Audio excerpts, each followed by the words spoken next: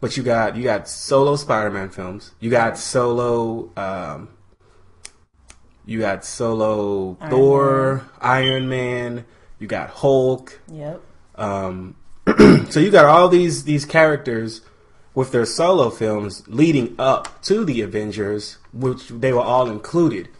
And I guess the whole special trick to that was that once they were all featured in one movie feature film, you didn't have to spend any more time necessarily on, I forgot Captain America. You don't spend any more time necessarily on character development or story, adding more to their story. You can focus more on the action and the dialogue in between characters. Now, from the rumors, speculation, and some, confirmed tidbits, DC is apparently doing things the opposite way. So you're going to get Superman. We already got Man of Steel, right? Christopher Nolan's Batman trilogy is not in canon with what they're trying to do with this new line of superhero movies that are, that they're going to be pushing out. So you've got Men of Steel, which just came out here not too long ago. You have Batman vs. Superman, I guess that's what they're calling it, Men of Steel 2. They've switched the name around so many times, I'm honestly not that sure anymore. They don't know either. Yeah. And then, I guess after Batman vs. Superman, supposedly we're supposed to get some one-offs with characters that were featured in that movie itself.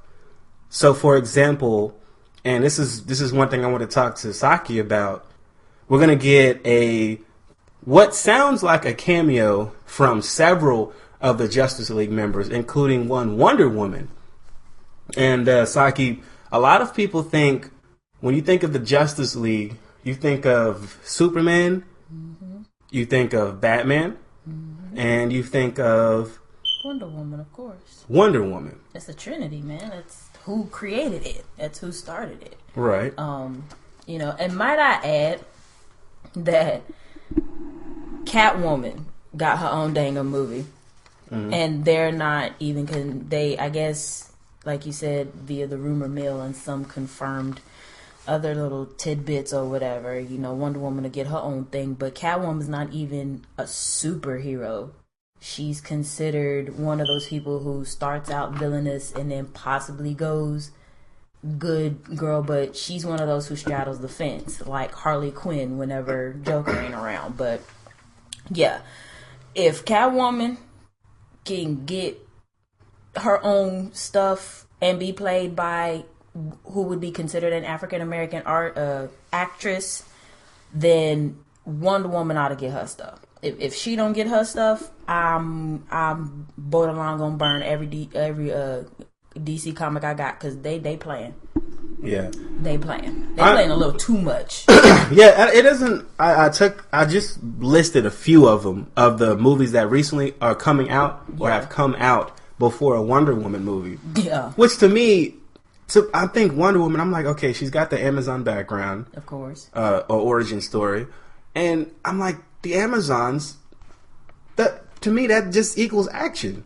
It is, because they were a culture of their own. If you think about it, like, they grew up, they were trained to not only, you think of the typical woman as the person who cooks and cleans and does this mild, modest type stuff.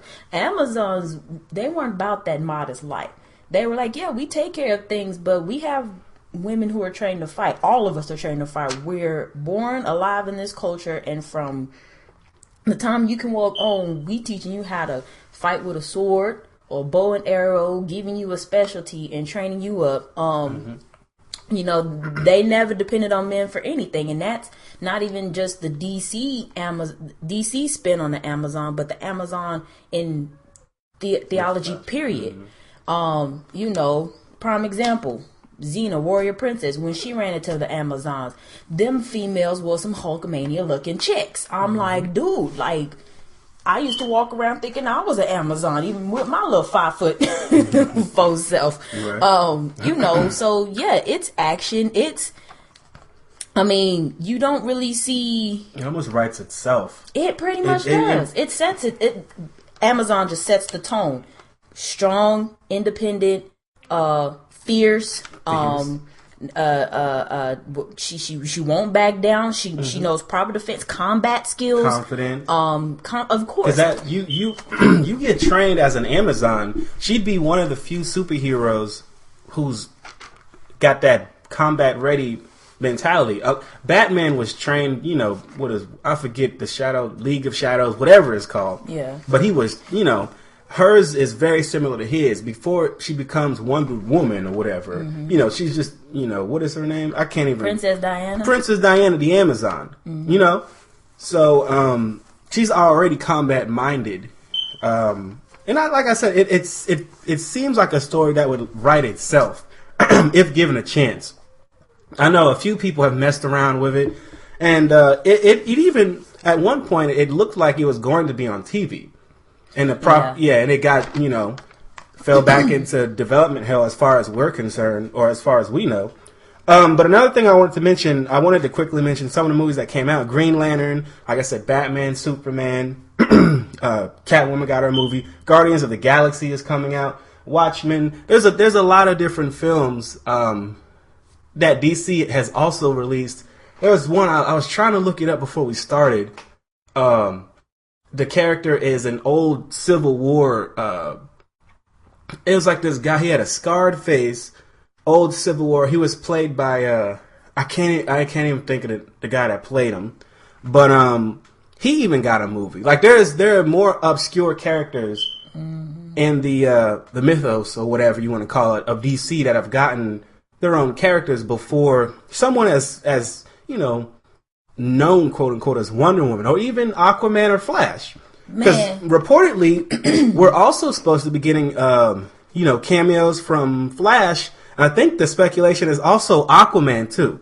So to me it's a little confusing. I guess when I'm piecing it together in my mind, even as we speak, I guess what they're trying to do is, as opposed to having solo movies where characters make cameos at the end, they want to have a Batman and Superman kind of clashing their philosophies, and throughout the movie we get little teasers and kind of like brain teasers. Oh wait, hey, I heard that character is from Aquaman's universe, or that character is from Wonder Man's universe. Interesting, and that sort of thing. And then you come out with the solo movies later on. So I guess at some point here in May, the movie Batman vs. Superman got delayed to May 2nd, 2016. So we're going to have to wait for a minute before we really know, what's going on anyway. But all I can say is DC need help, Jesus, a pope, all of the above. Because honestly, I mean, yes, there's always no matter how we look at it, Marvel and DC are always going to be the go-to comparisons for, the comic world, no matter what you do. So now that Marvel has pretty much and is continuing to make its mark in Hollywood as far as releasing its films and stuff like that, yes, people expect DC to step up. Now, what the bigs do up top and then how it trickles down, I mean, that depends on them. It's their money. So whatever happens. But the fact that, yes, we know projects like this take time, they take work, they got to find the right actors, actresses to play these parts and all this other stuff. And it's like, yes, do that. But, before you even, I mean, I'm sorry, but I love the way Marvel did it. Like when they, it's like they almost said, okay, everything we do is going to lead up to this because this is the ultimate goal. This has been big. Nobody's touched on this. We haven't touched on this yet, so we need to bring this to life. Right. So when they went back and did the individual movies, mind you, Hulk had about 3 movies before they did the Avengers. They had 2 movies because they went through 2 different Hulks. Right. People who portrayed the Hulk, or played right, Mark Ruffalo Banner. And Eric Bana, I think is his name. The first guy that did it, Eric Bana. Eric Bana was the first one. Was Mark in the second one? No, Mark. It was somebody else. Edward Norton. Ed Norton. It was Edward Norton. Eric Bana, Ed Norton, and then for Mark. The Avengers movie, it was Ruffalo. Even Captain America did his thing. You know what I'm saying? Iron Man had 2 movies. Who else? Thor had his movie, and then his second just came out. You know what I'm saying? A couple of them already had some stuff going on, but either way it goes, they were already leading up to the Avengers. So if DC wants to bring, the Justice League to life, they have to find a way. They've already done Batman. They've already shown, they did his origin story and led up to recently. Yes, as of recently, and they led up to this, and the only person they need to do is Wonder Woman. So if I was them, I'd push pause on that Justice League. Real talk, because you can't. There's, in my personal opinion, people can get mad all they want to. You cannot sit here and say, okay, let's do a Justice League movie and not really touch on the third person whom is the foundation of the Justice League. I don't know if anybody watches the Justice League cartoon on Saturday mornings. I do. I don't know if y'all noticed, but their intro song shows Batman, Superman, and Wonder Woman. And when you see all the you see the collective of the heroes coming together doing stuff. You see all of that. Great, that's fine. We not worried about them because we're not there yet. Second and third tier characters. Exactly. They there, but you know what I'm saying? But it's you can't, if they don't touch on Wonder Woman, I'm sorry, DC's they gotta get some kind of priority or order together. Like I said, it's just my opinion personally, but they will have an issue getting people to that box office to see the Justice League movie if they really don't touch on, okay, who is Princess Diana? How are we gonna bring her to life? How are we gonna do the transition from Diana, the queen's daughter, who got a hold of the gauntlets and, became this super badass with the lasso of truth. And it's like, okay, how she go from there to there? What was her life like being raised up in the Amazonian, life, world? And then go from there. Is it true that them Amazons really did beat up a bunch of dudes? You know what I'm saying? Is it true that they was chopping down trees with their fists because they some bombs, I mean, what happened? So a lot of people are going to want to know origin story before she went to Justice League, because if you go from Batman, Superman, Justice League, then Wonder Woman, okay, thank you, but no spank you. That's ass backwards in my opinion. Yeah, it is. I kind of have the same opinion, but real quick here, some news from TheVerge.com in terms of Gal Gadot. That's who they signed to play Wonder Woman in, I think, about 3 films, according to the website. And FYI, for those of you who don't know, Gal Gadot is the chick who's also in the Fast and Furious franchise. She's the, I believe, the Italian chick. Yes, excuse me. Yes, I say Italian. It's Saki. I'm just saying. This Italian chick, she's real pretty, tall, brunette, slender. I think she could do it. She just gonna have to put on a few more pounds, because baby, Wonder Woman ain't no skinty minty. Okay. Yeah.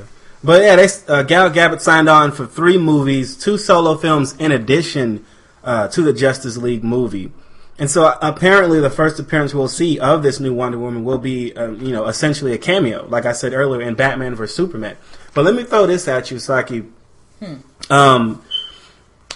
You like the way Marvel did it in terms of the way, I guess, the producers and the directors gave us a chance to get acquainted with these characters, which was, essentially 6 years of getting to know these characters. Let's just take Iron Man. Robert Downey Jr., what he did with Iron Man, I mean, let's be honest, before Robert Downey Jr. came along, nobody's talking about Iron Man. Nope. Unless you were just a comic book fan and you really knew what was going on. And the average figures. the average person was not talking about Iron Man. Right. And so he took that character, and you look at Robert Downey Jr. now and he's Iron Man. Yep. Even outside of the films.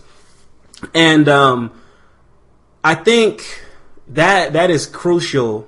You don't necessarily have to have more than one film to get to know these characters, but I do think it is crucial that if you're going to do it the way DC is doing it, those solo movies need to follow up fairly quickly. Yeah, I think when they decided, for some reason, when they decided to release Green Lantern, Batman's trilogy was